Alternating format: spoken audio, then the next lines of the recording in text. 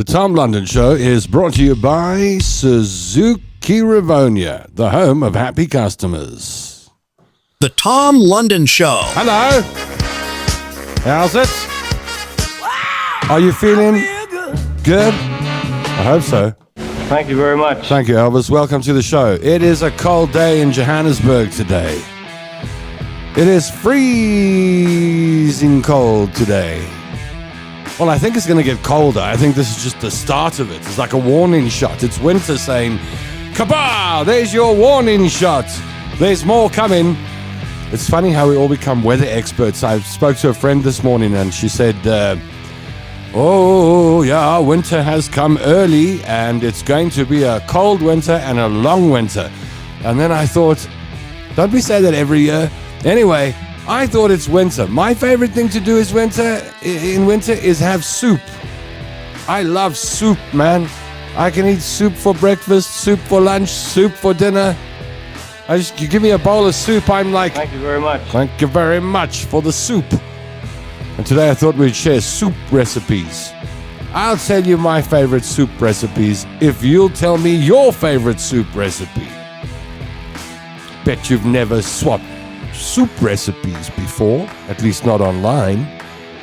So I'm asking you today to join me in the comment section and the rest of the dysfunctionals as you join Tom's Army on the Tom London Show on a winter's day, a winter edition, where we talk about the all-important topic of soup. Are you in the soup? Let me know. And I'll look at the comments now as you say hello on YouTube and on Facebook. We'll put them on screen and read them out and say how's it to you and connect with you. Isn't it wonderful that we can connect like this? You know, when I worked on radio for so many years, listeners and audience were imaginary. You couldn't see or really interact unless you got a call. But now, we're like this close. We're tight, thanks to the internet. So I hope you're feeling good. I hope you're feeling well. I hope you're ready with a soup recipe. Think of your favorite soup so long. It'd be nice if it's a simple recipe. But think of your favorite soup, maybe an unusual soup. And then I'll ask you to pop it in the comment section in just a little while. And we'll read through the comments and have some fun today. I had a call from a viewer on the show who is in dire straits. A guy who watches the show. Who called me this morning and said, "Tom, I'm in real trouble here. I've lost my place to live and I need to find a shelter." Now, I don't know. I've never dealt with this before. Never dealt with a shelter before. Never had to deal with someone who needs to go to a shelter. Once, many, many years ago, a kid that I found outside my shop that I had, I took him to a shelter, but that was on the East Rand. It was for kids. This is a grown man. He's found himself on hard times and he needs to go to a shelter, but he doesn't know where. And this would be in Johannesburg, and it would be better if it's the West Rand, I suppose. So if you know of any shelters on the East Rand, that's my first urgent appeal to you today, Tom's Army. If you know of any shelters on the West Rand of Joburg, please won't you just pop it in the comment section so I can try and help this guy, and by extension you can help. We'll just see if we can find a shelter for him. Okay, let's go to the comment section and see what you got to say. Unagaida says, "Hello everybody." She loves this weather. Una loves the cold weather. From Perth says, "Hello," says Gwen Sanders. Baba Ryan says, "Hi Tom and all on this freezing day." Brrr. One person's pressed the like button already. Thank you very much. I really appreciate that. Thank you very much. Rosie Brown says hi. Anita Maynard says hi, dysfunctionals. Hope you're well. Freezing on the south coast too. No electricity for 2 days now. That's terrible. Cold and no electricity. Whose fault is that? It's not mine. I know whose fault it is. Margaret Guida says hello, boys and girls. Alistair Jameson says birthday wishes to members of our dysfunctionals. Happy birthday to Dawn Stelfox. Happy birthday, dear Dawn. And Moira LaRue. Happy birthday, Moira LaRue. May you be richly blessed today and all year. Heather Knickelbein, she who reclines in her lazy girl, says hello, all the dysfunctionals. Gwen Sanders says chicken and corn soup is the best. I don't even try and make chicken and corn soup. I don't even try and attempt it. You can't do better than a Chinese restaurant down the road. You go to the Chinese restaurant, you say, can I have some chicken and corn soup? In South Africa, it's cheap as chips, man, $26 or something, and you got yourself chicken and corn soup. So I wouldn't know how to make it. I don't think I'd try to make it. I just get it from the Chinese shop down the road. Anita says, I want to charge my phone with 10K. Oh, she's making me feel guilty. Okay, after the show, I'm going to call you. After the show, I call you, all right? Butternut soup is the best. How do you make a good butternut soup, though? How do you make a good butternut soup? What do you put into a butternut soup? You can't just tell me butternut soup's the best. I want to make a butternut soup, but I don't know how to make it. Deborah Olivier says, best ever is bean and vegetable. Oh, I do like that. And if you put chorizo, slices of chorizo in. Very, very nice. But give me some recipes. Not just what soup. How do you make it? What do you put in it? Woolworth's butternut soup is delicious, says Barbara Ann Glass. She's got the same idea as me. Go to the shop and get the soup. Alison Donaldson says a nice butternut soup with powdered biltong. Here comes this powdered biltong thing again. Ugh. But maybe it tastes nice on butternut soup. Sprinkled on top, so yum, says Alison. Glenda Lauren says, good afternoon, Dysfunctionals. Hope everyone is well and keeping warm. Heather Knickelbein says, old-fashioned bean soup, what my dad taught me to make. I've never made a bean soup. How do you make a bean soup? How do you make a simple bean soup? Does someone know? Put it in the comment section, please. Sharon Davis Hannibal says, hi, guys, love you all, Tom's Army. Carol Evans says, hi, Tom, from an ex-Springs lady. Daryl! Thank you for the Springs lady. Hello, Carol. I can't remember Evans. Whenever someone says they're from Springs, and I try and think of the surname, Evans. I do remember there were people called the Evans family. I think I remember the name Evans. I'm not sure. Evans. Tell me more. What road did you live in? What was your maiden name, if not Evans? Helen Metfach says, I make the best leek and potato soup. Hello, everybody. Make roti today. Or made roti today. Hey, but did you swim in the pea pool? No way, says Una. Can't stand this weather. They're going to turn into a bear. Wake me up when September ends. She hates it. Benjamin says, how's it, Tom? Lovely autumn arvo here in Primrose, Germiston. Oh, we got two listeners from Germany. Well, we got Alistair and Benjamin in Primrose, eh? Meta blocked me on all the platforms. I don't even post anything remotely risque. Almost 20 years. Oh, what? You were on Facebook for 20 years? And then they just took, why? What did you do? I know you say you're not guilty, but was there something? Was there something you put on? Did you put something on? I don't know, something. You said something, I don't know, political. I don't know. What do you have to say to get banned from Facebook? Or someone just decides they want to ban you. I suppose if enough people say we don't like this person, you might be able to get them banned. I don't think so, though. How did you get banned from Meta? How do you get banned from Facebook? I've got a friend who's been banned by Google, but okay by Meta. I don't know how they work this stuff out. Try the Salvation Army for contacts of shelters on the West Strand, I would suggest. Okay, that's a good one. Stop it, Una. Stop it. I've had problems that I've been dealing with in the background. Stop it. Sally Tarr says, Woolworths butternut soup is delicious. Alistair says, I also want to wish my sister get well soon. She's an occasional listener, a viewer to the show. She's in hospital after a serious surgery this past Monday and recovering under the care of doctors. Yeah, we send her all our prayers and good wishes too, Alistair. Ona Patel says, soup meat and lots of marrow bones with barley. Let it cook over. Okay, so here we go. Here's our first prop. Here's the first person who's responded to my question. Give me your soup recipe. Not which soup, but the recipe. I want the recipe. Soup meat and lots of marrow bones with barley.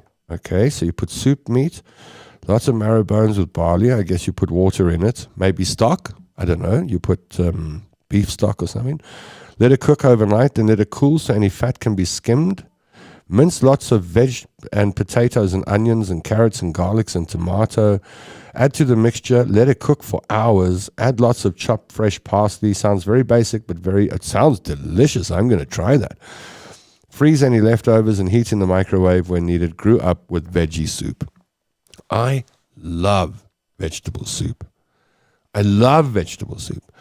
one of my favorite times of the year is winter because I can go to the supermarket and they've got soup packs, with some turnips in and some leeks and some celery and what else do they put in? Carrots and an onion. And I normally put in a potato. I just put I either chop all that stuff up or I grate it and then I cut it into chunky pieces and then I put it in and then I use a stock, like a chicken stock or something. And I put garlic in, and then if I'm feeling in the mood for it, I'll take some stewing beef cut into chunks and brown those and then put that in the soup mixture as well. There's not much more comforting than a nice bowl of soup on a cold day. A mother's hug. Yeah, more comforting. Maybe. Yeah. But soup, nice hot bowl of soup on a cold day like this, it's just what the doctor ordered. Margaret says, I just buy soup and that's it. Minestrone is a nice one from Woolworths. Okay. Carol says, I was a Massey. Now it's becoming even more vague to me. While you were in Evans, you had a shot. I might have remembered you, but a Massey. A Massey? I think it's the first time I've ever seen that surname. Massey. Where's Massey from? Where does the surname Massey come from? Is that British? Uniguida says, my dad makes the best butter bean and bacon soup. That's something I'm useless at making is soup. Well, lucky you got a dad who knows how to make soup. Anita says butternut. Okay, here we go. So here goes Anita's butternut soup recipe. Butternut, onion, potato. Simple, pimple. Boil all together, and when soft, blend with salt and pepper, some chili spice, and just before serving, add some, cream. Yeah. Yeah, when you give that bowl to someone with the dollop of cream. Thank you very much. Thank you very much. Helen Mittwoch did swim in the pea pool, and it was clean as always, a nice 31 degrees. Look, I never said the pea pool is dirty. And I wouldn't say the pea pool is dirty. I don't think pea pools are dirty. I mean, pea is not really dirty. It's pretty sterile most of the time. So, I mean, I wouldn't have a problem swimming in the pea pool because of dirt. I would have a problem swimming in the pea pool because of pee. Something like that. Thank you very much. Yeah, it's a pleasure, Elvis. Margaret Guida says, happy birthday, Dawn. Enjoy your day. Alistair, I bet Alistair's got some soup recipes. Here we go. Vegetable soup made from fresh veggies with some Hollandse Rookwurst. I don't even know what that is. Is that the light sausage? Hollandse Rookwurst sliced into the mix after you've blended the soup once cooked. Okay, so I see it's very important you must blend the vegetable part of the soup before you put the meat in. Hey, I didn't know that. You're learning me. Right, Benjamin. Benjamin says he did absolutely nothing to get in Facebook jail. He's been in Facebook prison since COVID-19 scamdemic days. What? Appealed, no luck, all apps and devices locked out. Business pages. Everything gone. That's like terror. That's like if you lived in the olden days and the post office came and took your phone away. What am I going to do without it? That is bad. I mean, there's no ways you can, and this is the problem I've got. Here's the problem. I love technology. I love AI. I love online. I love the way things are going in the world. I really do love the progress. And I love technology and online, and I love social media. I love all this stuff. But the thing that I don't love is as businesses build themselves into these online entities or where you interact with them online, when something goes wrong, try and get hold of them. Try and get hold of it. Try and get hold of Uber. Let's say you got a problem and you want to phone someone and tell them, listen, I had a problem today. I got in a car that only had 3 wheels. Now, I suppose there's something on the app that you could write a message, or I don't know, I have never seen that. But, I mean, if you wanted to call and speak to a human being and say, I've got a problem with your company, look what you've done, nowadays, good luck. Good luck. And it used to be that you would get through to a call center and then your battle began, because the call center wouldn't necessarily fix your problem. But at least you had a foot in the door. At least it was hello. I don't know, like Vodacom. So, Maralise speaking, how may I help you? So, you've double debited my account. My goodness, sir, give me your ID number and your phone number or whatever, and let's see if we can sort it out and go into the system. At least you had a shot. You could get there. But now there are businesses, and maybe you've got a couple you've tried to deal with. Put them in the comments section. I want to see. Maybe they're businesses that you've dealt with, and then something goes wrong, like Benjamin with Meta. And he decides, well, let me try, but you just can't get anywhere. And 10 to 1, if you spoke to a person sitting behind the right computer and you had a good chat with them, they could press a button and everything goes back to normal, but try and get hold of the person is the problem. Now, you can't even get a call center number. On a lot of these businesses, you can't just press the button on your phone and call someone. So there are a lot of businesses in the world that we, the people, support. But when we need something from them or their help or something rectified, we have to stand outside. We have to stand outside the big building, and no matter how hard we shout, they can't hear us. And half the time, you don't know where they are. Where are Uber's head offices? Can you tell me? Hannah Mikvar says, I'll make mine and drop off for you. Oh, nice. Thank you. I'll accept your soup. I will. Served with toasted olive ciabatta with grilled mozzarella on top. My goodness. Bring. Margaret says, I have to go into my recipe books to get a good recipe for soup. Haven't opened them up for years. And that's okay. You don't have to. You can just relax and watch all the other recipes roll in today. You don't have to have a participation certificate today. Cheryl Beertge says, hello, Tom London. Hello, Cheryl. Russell Landau says hi. Hello, Russell. Annette Jacob says, hello, friends. Hello, Annette. I shout because she's in Pretoria. Hello, Annette. She's that direction. Eunice says, best food for this weather is lamb curry and naan from Swagath at Palm Court and Swagath Town Square. Just so pricey. Why is Indian? Could somebody please tell me why Indian food is so expensive? I don't get it. Like if you said, okay, a lamb curry. Oh, all right, that might be expensive because lamb is not cheap. But let's say you say, oh, I'd like a chicken curry. Chicken curry, $150, $180. Try and order one of those takeaway. $150 and above, man, for a chicken curry. By the time you get to lamb, you're closing in on $200 for one takeaway meal.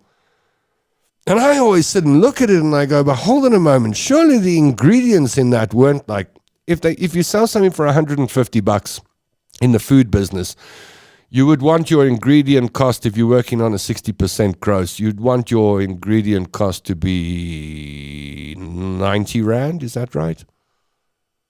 No, your gross profit. Hold on. So I got to do my calculations here. 60% of 150, 60% of 160. I'm getting very confused. I'm normally very good with arithmetic. Let me take a drink of Coca-Cola and then my brain will fire.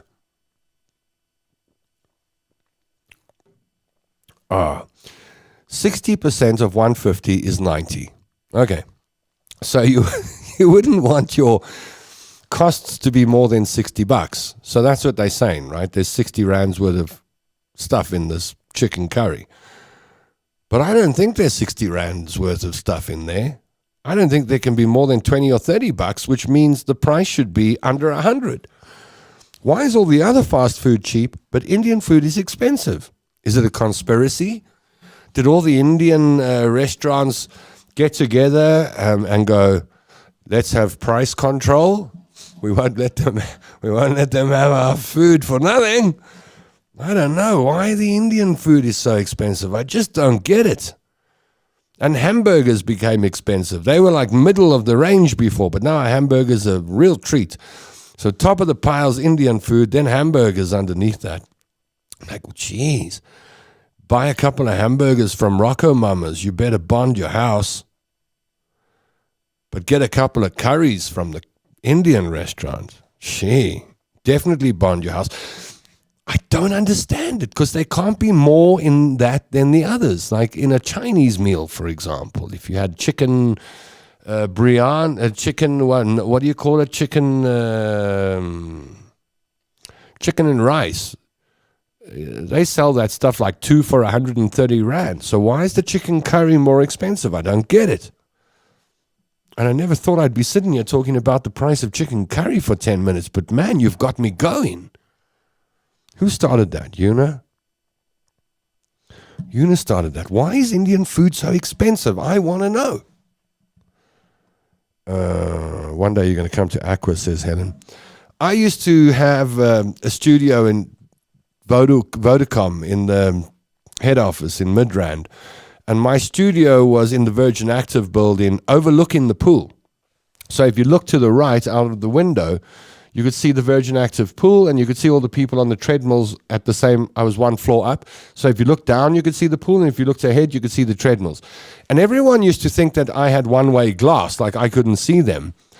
And they would just, pedal on the treadmills and things. And they would look into the studio thinking that you couldn't see them. And when it became obvious that you could, I get embarrassed, man. But I used to watch the aqua aerobics lessons. When they were on, I'd pull up a chair and sit at the window.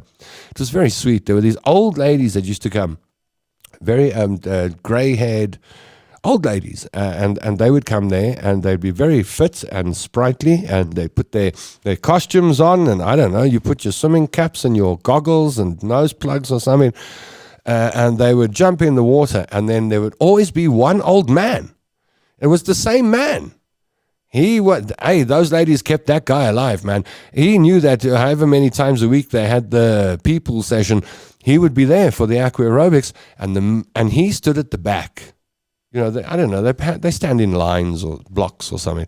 He would always be at the back, and while all the ladies were doing their aqua aerobics, he'd be at the back watching them like an old Perth. Do you have one of them at your people sessions, Helen? Oh my word, nobody's peeing in that pool. I'm still getting. Why do you say that no one is peeing in a gym swimming pool? You can smell it. You really can. Because especially with these gyms that are covered and the pools are indoor, you walk in there and you smell that chlorine smell. You're like, I can smell chlorine. And then it's like appreciating a fine wine. There will be subtle undertones, soft on the palate. And if you concentrate on that smell hard enough when you walk in and smell the chlorine, if you look for the undertone is pee. Thank you very much. Are you telling me nobody that uses a gym pool doesn't have a little release? No one. What did you say? Nobody is peeing in the pool. What do you mean nobody? How do you know?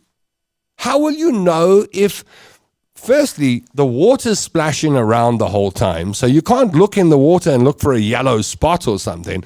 You can't do that because the water's splashing, so you won't know. And how do you know that out of 5 or 10, how many people go to these things? 5, 10, 15 people or whatever in the pool. How do you know that someone isn't having a little wee in the pool? If there are 15 people in the pool, I reckon there are at least 5 people peeing in the pool. Maybe 10. What do you think, Daryl? 10? Yeah? I reckon it's 10 out of 15 people, 10 are making a little wee in the pool.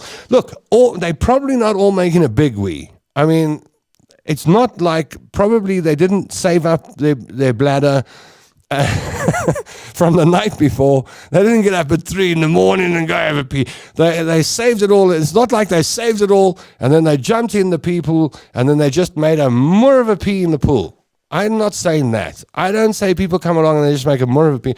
I say like little oopsies, or maybe you're doing a flick star jump or something, or flick flack in the pool, and then you feel like, oh, a little bit came out. I made a little bit of a wee. I think I think that could happen. I really do think it can happen. We always blame children. We always say, oh, no, I remember my mom saying, I'm not getting in that pool. Got 10 kids in it. They all peed in it. She was right. And we think, oh, adults don't do that. We think we grow out of it. I'm sorry to be crude today while we're talking about butternut and bean soup, but people pee in the weirdest places. I have to inform you in case you didn't know. They do. And especially as you get older, you know, these aqua aerobics things, they're there for people that are older because of the less bumping and friction and stuff on the joints. Is that not the reason? But people who are worried about their arthritis and their impact on the joints are generally the ones who pee in they generally the ones who have little oopsies. I really think so. I really think. Thank you very much. That they're the ones. But anyway, you know, Eunice says nobody's peed in the pool. Maybe she has. Helen Mittwoch agrees with her. These are the things you tell yourself so that you don't think about the pee when you get in the pool. Henrietta Cortez out of Denmark. Hi all, hope you're all well. Henrietta Cortez I met at the Springs High reunion, and I haven't had a proper chance to say thank you to Henriette. Henriette, when I was a kid, my grandmother would go to Denmark to visit her sister every couple of years. And we couldn't wait for her as kids to come back because she would bring Danish sweets, which are mostly licorice, back with her. And she would bring these little sweets called spider eggs. They were licorice with a very salty center. And I hadn't had them for years. And when I met Henriette a month or two ago, she gave me, I think, 5 packets of spider cooler. I've eaten 4. There's 1 packet left, which I promised my brother Greg in Abu Dhabi. I promised I'd send it to him. He's like Anita. He's also waiting. He's waiting for his spider cooler. But my niece is out here at the moment, so it will go back in her suitcase. And my last packet of spider cooler is sitting on top of my fridge. And every day I sit and look at that packet and I think, I must love my brother. I must love my brother. For a month, I haven't opened that packet. I haven't touched it. It's my brother's packet. It's the last packet of my childhood sweets sitting on the fridge. I promised to my brother. I shouldn't have promised to him because then I could have just eaten it all. But I got a good heart. And I thought my brother also deserves, because he also remembers that he also deserves a spider cooler, packet of spider cooler. And so it sits on the fridge. And so my last packet is reserved for my brother. But boy, did I enjoy eating those spider cooler. They're those kind of sweets you say, I'll just have 2. And then you take 2 out the packet and then you pop them in your mouth and then they finish. You go, well, what will another 2 hurt? Next thing you know, you've eaten a whole packet of licorice and you're on the loo at 3 a.m. This can happen, I'm telling you. Thank you, Henriette. I really do appreciate what you did for me. Thank you. My poor mom has to talk to robots half the day. So frustrating, says Una. That's right, trying to call the call centers. Alistair says, don't talk to me about Uber. I worked as an Uber driver when I lived in Cape Town. I got reported for speaking. Alistair, that does not surprise me. And saying some things that were allegedly offended my passenger. That doesn't surprise me either. I was asked for my version of the story. Oh, okay, so they asked you, it was blocked from driving for a week on the word of some random... You see, that's the problem. It's he said, she said, and they listen to the customer and don't give you a chance. That's wrong. Chicken soup, says Russell. Annette Jacob says, I must compliment DSTV 24/7 WhatsApp support minutes services, 30 minutes and problem solved. Well, I mean, you can do that in a business that's busy crumbling. And as people get rid of their DSTV decoders, there are only a few of you left, eh? One day in South Africa, there will be like 100 people left with their premium DSTV subscription. There'll be like 100 people left inside. One day, it's coming. One day, someone at DSTV will say, yes, like there are only 100 people left with this 100,000, 1,300 rand or whatever a month subscription. There are only 1,000 of them left. Ah, Lord, what do we do? And then an accountant will say, cut it, loss-making division. Get rid of it, which is what DSTV became. They became a loss-making division, I think, of Naspers. Supersport maybe got some chance, but the rest of it can't compete with online. It's all Canal Plus now, isn't it? The French own the place, don't they? So, yeah, you got one of those decoders. My goodness, one day a message is going to flash across the screen that says, we regret to inform you that we're no longer going to take your grand and a bit a month. We're no longer going to overcharge you. In fact, you can go now. Thank you very much for all your service. Thank you very much. $1,000 a year, what, 15 grand a year over 10 years? Thank you for the 150,000. Hope you enjoyed the baking programs. See here, you get soup programs for free, man. You didn't even have to subscribe or have a decoder. Old Boinky Soup says Dunlin last. I like that name, Dunlin. Dunlin, Dunlin, Dunlin, Dunlin. I'm warning you, don't go in the people. Margaret Guida says call centers and reception has been replaced by robots. Try talk to a client or broker, you get answered by a robot. Then you have to talk like a robot. It's insane. I made chicken pie yesterday, says Russell. Russell's a very good cook. Eunice says all the North Indian cuisine is seriously expensive. Is the South Indian cuisine cheaper? Anita says all those secret ingredients, KZN Coast has lacquer curries for like 80 Rand. You see, that's it. Why is it cheaper in Durban? Why is a curry cheaper in Durban? In Joburg, it's double the price of everything else. I don't get it. Lots of Buddha required. I will take a bet 500 Rand that you won't get it right. Yes, geez, the hamburger place has gone crazy. They do.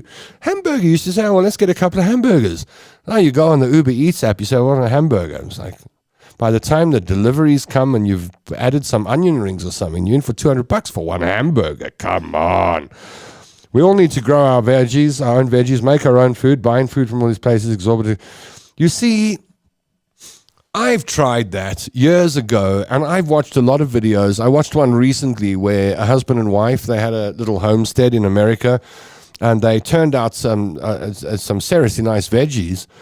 And then they worked out what it cost for the fertilizer and the soil and the seeds and the water, and the electricity and the nitrogen and it turned out that going down the road to Checkers would be like half the price. I don't know. Sometimes I think you try to do these things in your backyard. You're very proud when you pull the 4 carrots out. You know, they cost you $50, $100 for the 4 carrots. You could have got them at Superspar for $19.95 on special. Thank you very much. Thank you very much. Haley Klopper says, I had the most divine... Oh, okay, let's talk, Haley. Haley says, I had the most divine, tastiest farm-style tomato soup that I bought from Checkers in those plastic sleeves on the fridge. Checkers is getting really good with their prepared food. They've got that salad section where you buy those buckets of salads and you can have the most beautiful salads. And I'm not a salad person, but every week I go buy salads from Checkers and I eat them. Because they've got the nice sauces and glazes and things like a honey soy sauce. Ooh, put that on anything. Put it on anything, you'll eat it. I mean, you wouldn't ordinarily just put a whole bunch of cabbage in your mouth, but put some of that honey soy sauce on. Oh, yum, yum, yum, yum. So I'm really impressed with Checkers and their salads. They're pre-packed little mini salads, all sorts like basil pesto chicken with a hint of arabicana. Oh, it's just for me. Not in the financial bracket for gambles. Helen Medford says, you and I are not old. No, you're the young people there. I never said it was you. I said this was designed not so for people with brittle bones, maybe. I don't know. I'm not saying you've got brittle bones or you know. I've met both of you, and you both didn't look brittle-boned at all. Your bones look quite healthy to me, but I'm sure there must be 1 or 2 people in the pool with arthritis. I'm sure of it. We had 4 guys in class today, regulars, says Helen. You see, I told you. I saw it. I used to look at those aqua aerobic sessions and look at that old man, and I used to think, if there was no such thing as aqua aerobics, what would he do? Because if he went into the, the executive PT or High Rocks or some class like that, then he would die. His heart would give in. This man was in his 80s.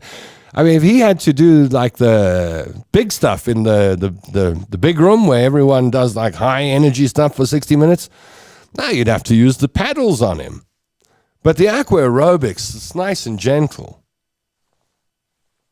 It's nice and gentle. You just, and then you lift your leg, and then a little bit of pee comes out. You know, a guy that says laugh out loud, Tom, there are some people I've seen at aqua in their 20s and 30s. What's wrong with them? maybe they also pee, maybe.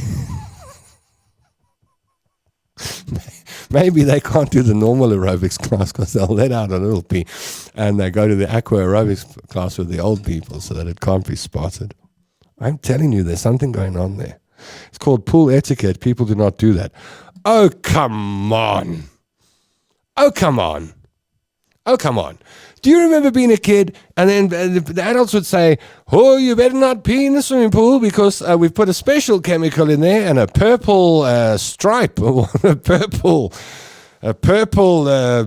haze will envelop your body. And it doesn't matter if you move away, it will cling to you.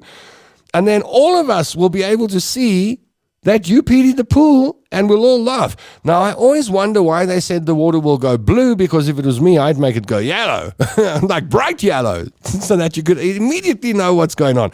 Blue is not an offensive color at all. But anyway, they used to say blue. If you go and be in the pool, kids, the adults will see a blue streak emanating from your swimming costume and underwater, and we will know that you did a little bit of a wee-wee in the pool, so don't do it. But, you know, after a while when you're a kid, you go, I think kids always go, are they lying to me? And so I think at some point when you're a kid, something in your brain goes, I'm sure they're lying to me. And so you make a little wee to test it. And you look around and you don't see any blue. And then you know. That was nonsense. If I pee in the pool, no one will know, especially just little bit. Not one big torrent. That might give the game away. Little bit. Especially with a lot of splashing around, then you can do it a little more. I'm speaking like I've got a lot of experience in this. I don't. I'm just imagining these things. You do not smell pee there. You have to go. Don't know what. I can smell pee and bacteria when I walk into a gym. It's the number one reason I don't go to gym. And I have been to gyms before, and I've tried various different gyms. But my problem is, the moment I walk into a gym, the first thing I can smell is bacteria. And you're going to ask me, what do you mean bacteria? I mean the bacteria that lives on humans. And then they sit on their bicycle seats and then they sweat bacteria. That's how I see it. They sweat. That's what happens when you go to gym. You lift the weights and you sweat bacteria onto them. And then you sit on a bicycle seat and you hold the handlebars and you sweat bacteria all over that. And I think I can smell bacteria. I really do. And when I walk into a gym, all I can smell is bacteria. That's before I smell the pee. They do not. I've seen people get out to do that. See, I'm pressing the button today. Some pools put a chemical in them, turns purple. You see, you believed that, Alistair. Do you think it's true? I would be shocked if it was true. What about swimmers, says Ronald Gerard. I'm sure swimmers do that, or the people going up and down. I'm sure. You know, the thing is, like, let's say you're nice and, it's winter now, right? Let's say you're nice and warm and you put your costume on, you get in the pool, the water's pretty cool, right? It can't be hot water, surely. It's like pretty cool. And then your bladder goes, ooh, time for a wee. Immediately. Like Helen says, etiquette. We don't do that, says Una. You see, there are two people that constantly saying they don't do that. Constantly, they don't do it. That's hilarious, Tom, an oopsie. It is an oopsie. I mean, I don't think there's probably, out of the 15 people, there's probably one intentional urinator, like a proper intentional urinator. Thank you very much. There's probably a proper urinational, probably. An intentional urinator, I would call them that, intentional urinator. There probably is an intentional urinator. Out of the 15 people, there's probably one that goes to gym specifically to go to the aqua aerobics so they can they can unleash their bladder on the pool. They're probably doing it when there's a lot of splashing. They're the ones with a smile and a wonderful look of satisfaction on their face. I'm telling you. 1 out of the 15 only goes to aqua aerobics to pee in the pool. I reckon 9 out of 15 have oopsies. And then there's Helen and there's Una that think that nobody's peeing in the pool. Those are the other 2, and there might be 3 more like that. Maybe. but I reckon most are weeing in the pool. Oh, my soul, do you or don't you smell pee in the pool? Help me here, Tom. Maybe you are guilty. You're very passionate. I am. I'm very passionate about this because I believe it. I believe what I can see, hear, taste, and smell. And I know when I walk into a gym, I can smell bacteria, and if I go near the pool, I can smell a cocktail of, chlorine and a bit of wee. I hope nobody gives a recipe for pea soup after that, Tom. I know. Can you imagine we've mixed the two topics? I mean, what does this world come to? Don't attack people with arthritis. Your time will come. How was I attacking people with arthritis? I'm just saying. One of the reasons you do, people have like leg injuries or joint problems or something, then you always hear someone go, that person says, I can't run anymore because and then you always hear someone say, try aqua aerobics because it's low impact, eh? And then that's it. Those are the people who land up there, the Crocs, the Kaputskis. I reckon out of 15 people, 7 are Kaputski. They definitely pee in the pool. Karen Eva says, that sounds so like Henrietta Cortez. Can't believe it's almost 2 months for the Spider Cooler Sweets that I got. How's it, Karen? Good to have you on. Eunice says, you might want to get those to your brother before the best before date. Just saying. Yeah, they'll be going soon. Thank you. Thank you, Henrietta. I really do. Really, really, really. So kind of you. Thank you. Tusentak. It's over 2 months that we had the Springs High reunion. Is everyone still alive? Do I even say this? Today seems to be a day where everything's just falling out of my mouth, so let me do it. I loved the Springs High reunion. I really loved it. I especially loved Thunderstruck. I told you this before, where all the old men were going, Thunder. Careful, don't get a stroke. But I wondered, when I was sitting in the room with all those people, like now I look back and it's like over 2 months and I'm like, is everyone still alive? I hope so. What's in that Coke today? Well, if Coca-Cola are to be believed, carbonated water, sugar, caramel, phosphoric acid, that's good stuff. Flavoring and caffeine, nothing bad. Bought a curry the other day, it's 80 Rand, it was huge, hubby and I shared it. More than enough. You're very lucky. I can't find 80 Rand curries anywhere. Karen Eva says, homemade butternut soup, just cook butternut and liquidize, add salt and pepper, maybe some chilies for spice, easy. Okay, well, that sounds easy enough. I'll give that a try. Eunice says, I can't grow anything at home. The dogs will eat it all. That's because you've got those big horses you call dogs. Benjamin, 5 a.m. and 10 p.m. garden roots every day. Best way to provide some minerals for my flower beds in the lawn. There, an honest urinator. We found one. 100% natural, no fertilizer required. My avos look better than the farmed woolies crud. So when you go for a Brian at Benjamin's house and you say, hey, Benjamin, this salad's the nicest salad I've had in a long time, man. Where did you get the avocados? He says, I grew them in my backyard. Thank you very much. And they go, wow, that's amazing. And then you go, they're organic. Meanwhile, Ben's been peeing on the avocado bush twice a day.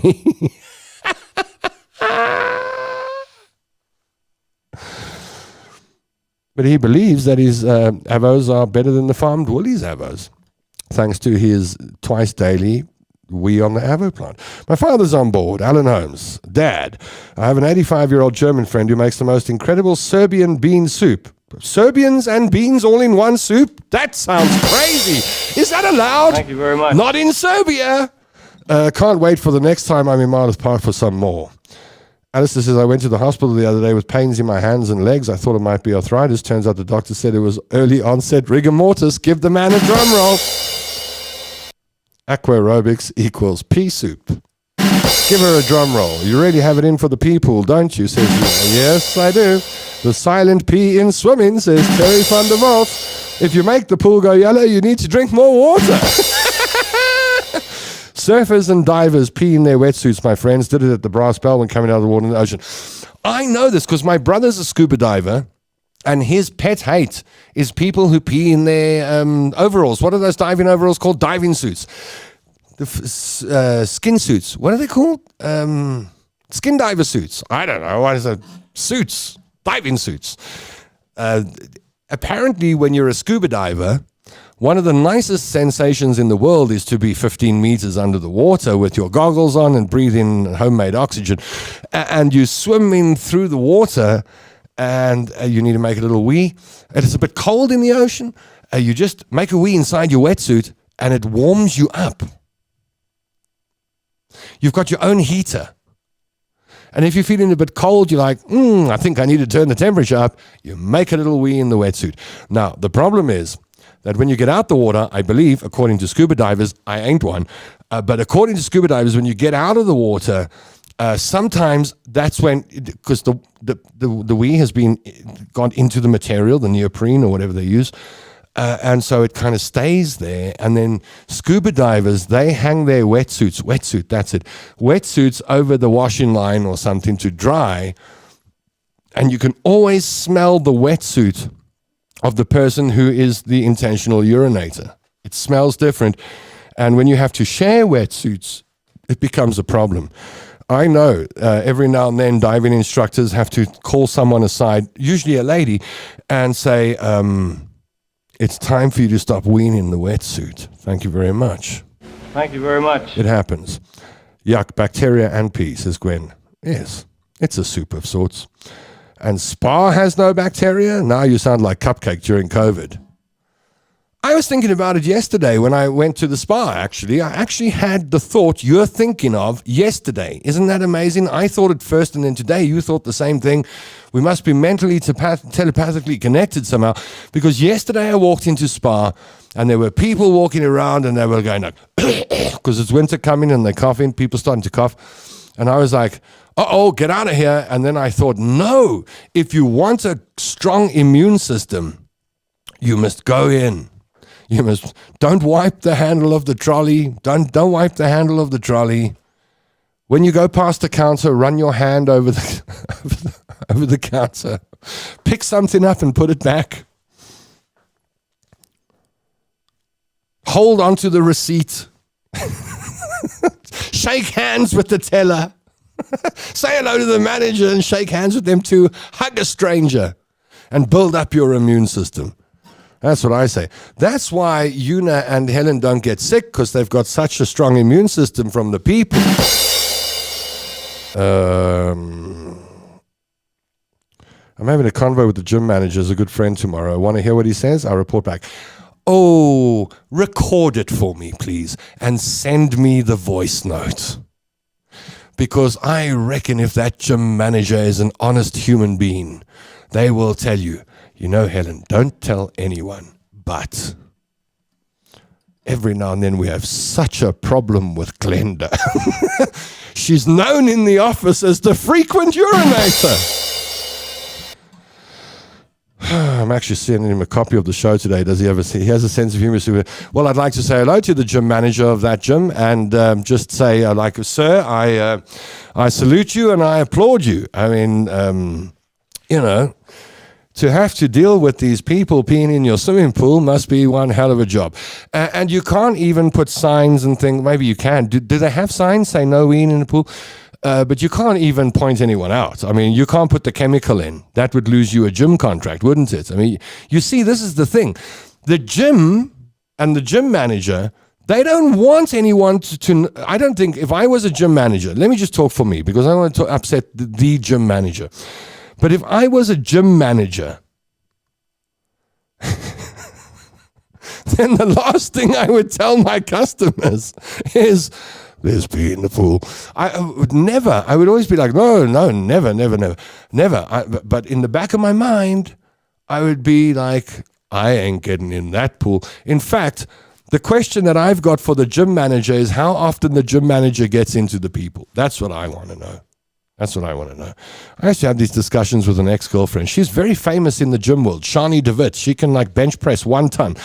And I always used to say to her when she used to go to gym, I used to go, enjoy the bacteria. And then she'd say, well, stuff you. And then that's how our relationship ended, basically.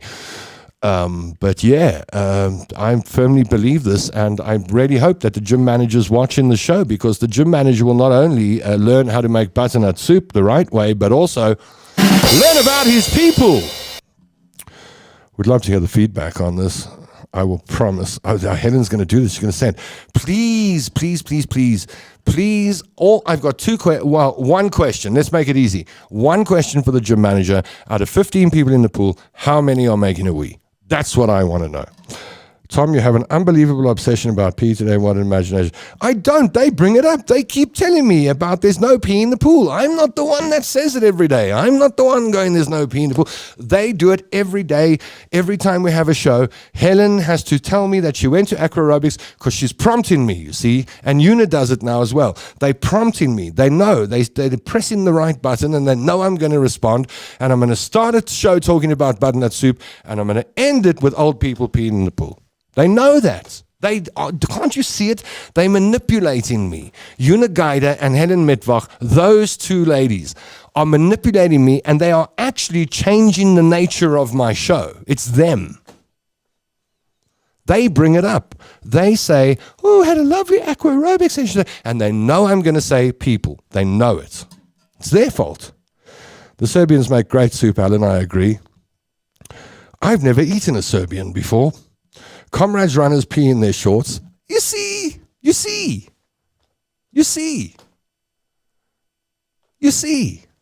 Thank you, Anita. Una says, I know that peeing in the wetsuits. So why would you believe that divers pee in the wetsuits, but aqua aerobicers don't pee in the pool? Helped my partner with open water classes a few years back. When you opened the bucket to get the student gear out, those wetsuits would reek. That reek that you smelt there in the back of the bucket, that is the concentrated reek or the concentrated version of the subtle undertone under the chlorine smell when you go to the gym. That's what you're smelling. Alan, what do we now say to your son Tom about the urination problem? It's starting to become quite a mathematical feat to pass him by.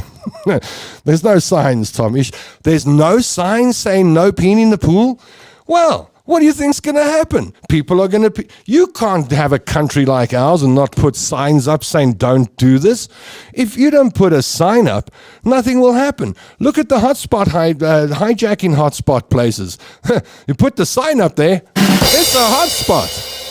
But you mean to say that there's nothing when you sign your gym contract? It doesn't say don't pee in the pool, don't do this, don't steal people's cell phones, don't take pictures of others naked in the locker. They don't say that. And then in there somewhere is like clause 6.5.1. After you will pay your gym contract to us for life. After that is no peeing in the pool. P.S. No weeing in the pool. So you mean the gyms don't tell you not to? This is terrible. Virgin Active Rudaport is going to have a field day with Tom. Is this Virgin Active Rudaport? Yeah, just tell Virgin Active Rudaport that this is the reason that Shani DeWitt and I broke up. This whole bacteria story. Pea soup in the people. I would think the excessive chlorine. You see, you're back to my argument, Dawn Stelfox. It is excessive chlorine because they got to hide the other smell. Thank you very much. Tom, you are damn mischievous today. What's in that Coke or the sweeties you've eaten? Alan, please advise. My father doesn't know how to control me. And he just says I'm peeing. No, you brought up the people subject today, says Una. I never told you. You asked. See how they go on the defensive. My pet hate is not from kids' noses.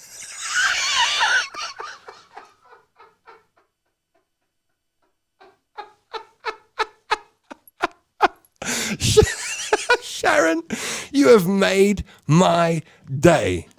You have made my day. You have made my day. I know when you see a kid with a snotty nose, don't you just want to take a tissue and sort it out yourself and then give the tissue to the parent and say, there. Thank you very much. I wonder if Tom pees in his... Are you mad? Why would the guy who's scared of the people pee in his bath? Now you've been nasty. That's the smell the police dogs follow when hunting Perlemoon smugglers when they're chasing them in the Western Cape. Una says, I'm now peeing in the pool is a South African thing. I love it when Tom is full of mischief. Oh, I'm very full of mischief, and we've only got 6 minutes left of the show. So if you want me to be naughty about anything, just put the topic down below, and I'll give you a full of mischief opinion on it. So let's see what comes out of it. Yeah, we got 5-6 minutes left, and I'm quite happy to be full of mischief for the next 5-6 minutes. I'll walk the line for you. I'll walk the acceptable / unacceptable line for you. And I will comment mischievously on anything you put in the comment section for the next 5 minutes, but only for the next 5, maybe 10, maybe I'll do another 5 minutes. But it's got to be some good stuff in the comment section that I can be mischievous about. So if you would like mischievous comments, I have them. I have them in my pockets. I've got them in my suitcase. I've got them in my drawers. I got lots of mischievous comments. All you have to do is put a topic in the comment section, and I will say something mischievous about the topic, maybe. It would seem you're being manipulated by Una, and Helen has finally made your day. You really enjoy being manipulated. Yes, feed me more, Seymour. Yes, something is in that Coke. I was wondering the same thing. People are wondering what I do. No. You ask the people that work here at Africa Mobile what kind of mood I've been in today. They'll all say, oh, no, he always comes in a grim mood. They'll all tell you, no, he's always grim when he comes in. I only get happy when I'm with you.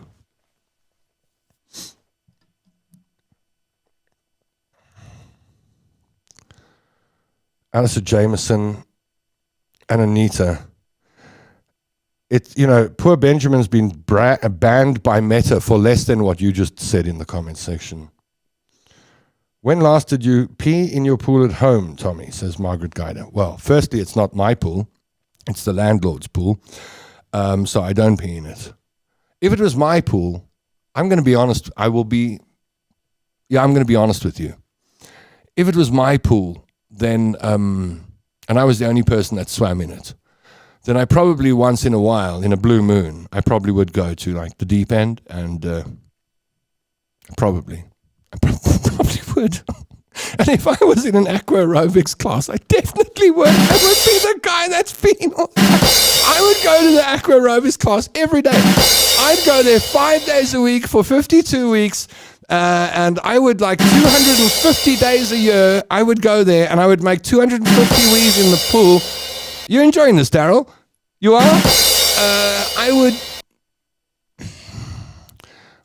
Every day I would. And then at the end of the year, I would Merry Christmas myself, skull, and I would think, well done, Tom. 250 wees in the pool this year, no one caught you. Thank you very much. Thank you very much. People are getting. I'm keeping it. No, I wonder people about your opinion. Don't start that rumor. Next thing, it will be all over People magazine. Sorry, People magazine. No one's given me a topic to be mischievous about. That's why I carried on with that. And, oh man, all I got out of today's show was I've got to find some Serbians and some beans to make one soup and then butternut to make another. What a tough life I've got. People don't agree with me about anything. Nothing. By the way, I put up an episode of Through the Liberty Lens with Leon Lowe on my Facebook page. You will never find a conversation about peeing in pools on. Actually, that's a good challenge. I wonder whether I could get Leon Lowe I wonder whether I could somehow get peeing in pools into economic theory. I might need Darby Root for that. But anyway, I digress. Very serious things are discussed on the Through the Liberty Lens show with Leon Lowe and myself, Tom London. We discuss all sorts of great things. Like last week, we were discussing Iran. If you didn't know anything about Iran and the conflict and the crisis and why it's happening, then last week's episode would be great for you to watch. And this week's episode, which is on my timeline, a couple of posts below this one, is about the Freedom Foundation and free market principles and why they're good for an economy. So if you're at all concerned about the economy and this economy, watch that show, because inside that show is how to fix the South African economy. I don't always talk about peoples. Sometimes I fix the economy. Right, let's see. We will never... ICE. Okay, someone wants me to talk about ICE. ICE. Do you want me to say something about something mischievous about ice, Mick? I can only think of one mischievous thing I could do with ice. But then you've probably already done that. The president is talking to 4 o'clock. Are you serious? Is the president talking to us? Why? Why? To say sorry? Why? Like, why? It would be really cool if a president came on and said, listen, I have something to tell the nation. Yeah, what's that? I'm sorry. Thank you very much. There we go. An honest politician. The president's talking to us at 4 p.m. What's going on? Something happening? What happened? Did SAA become profitable? I don't know. The president's talking to us at 4 p.m.? Must be something serious. Probably the fuel price. I don't know. Why would the president be speaking to us at 4 p.m.? I'm so over the president's family meetings. I used to enjoy them in the beginning. I would sit there and wait an hour for him to be late, and then he'd come along and put his mask over his eyes and do stuff like that. I loved them. But lately, the last couple of family meetings, I couldn't be bothered. They're normally at 8 or 9, 8 o'clock at night or something. He's always late. 4 p.m.? Let me be mischievous, Helen. The president won't be speaking to you at 4 p.m. The president will be speaking to you at 5 p.m. Hey! Our next topic with Viv should be stress and depression, all ages. Okay, let me not make jokes about that. Going to sleep 10 p.m. here. Good night in Perth. I have done nothing naughty with ice, says Mick. You haven't lived. Thank you very much.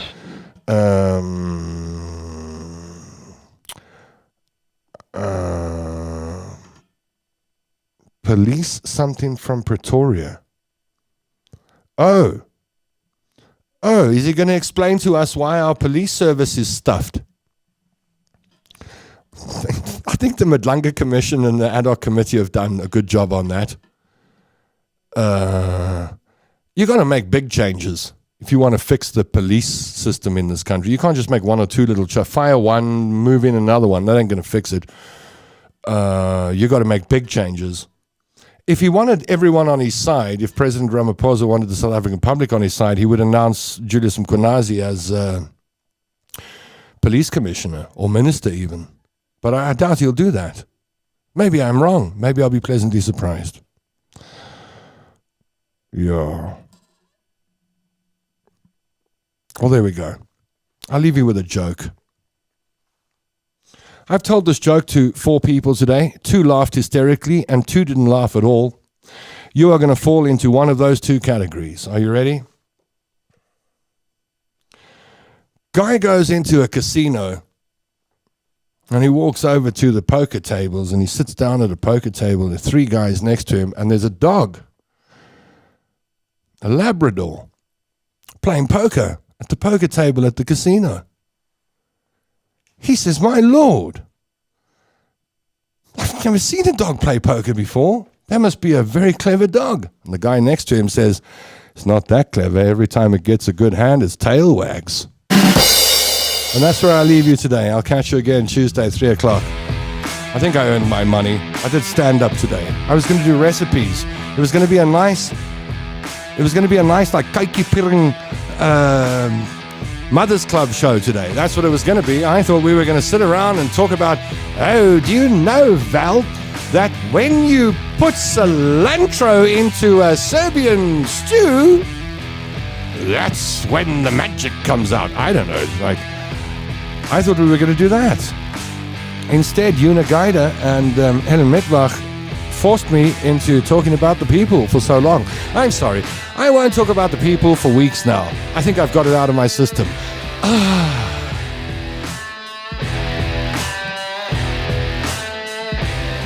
Mick says she was joking about the ice.